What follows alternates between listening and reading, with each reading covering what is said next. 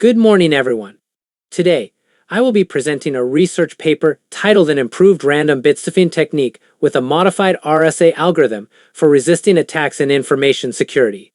Here are the key highlights of the paper, its objectives, the methods used, the main results, and the conclusion. The objectives of this study are to develop a new security approach to messages using the RBMRSA algorithm and to evaluate its performance in terms of computational complexity, avalanche effect, and resistance to various attacks. The first phase is the encryption phase, which consists of key generation procedure (D) and encryption procedure. The second phase of our proposed method, RBMRSA, obtained the output of the first phase, which is encrypted text ciphertext, and then converted it into binary format to generate the binary ciphertext. The binary encrypted message then undergoes a bit stuffing process. The output results of the process are sent to where the message is required. The RBMRSA and classical RSA were analyzed by measuring the computational complexity of RBMRSA and classical RSA through the Big O test with a series of test inputs bytes. The results for RBMRSA encryption and decryption shows that the values of X appear highest in the range of degree 3 for Big O encryption ON3 and highest in the range of degree 3 for Big O decryption ON3. The Big O notation for classical RSA encryption is ON2, and the Big O notation classical RSA decryption is ON3, which indicates the complexity.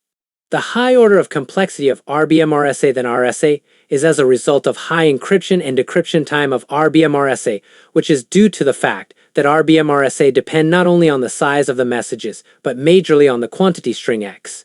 Y. Z patterns the length of binary ciphertext BCT contained if length BCT contains more X. Y. Z pattern. The BCT attracts more extra random bits, which directly increases the computational time of RBMRSA. To conclude, the results indicate that the RBMRSA technique has a higher computational complexity compared to the standard RSA algorithm, mainly due to the additional execution time required. The algorithm also shows strong sensitivity to even a single bit change in the plaintext, which leads to significant differences in the resulting ciphertext, an important characteristic for a secure encryption method. Furthermore, the mathematical security analysis demonstrates that RBMRSA is able to resist several types of attacks that the conventional RSA algorithm remains vulnerable to. Overall, these findings highlight that RBMRSA is a robust approach for securing the transmission of private and confidential messages over vulnerable networks. That concludes my presentation. Thank you very much for your attention. If you have any questions or would like to discuss any part of this work further, I would be happy to answer them.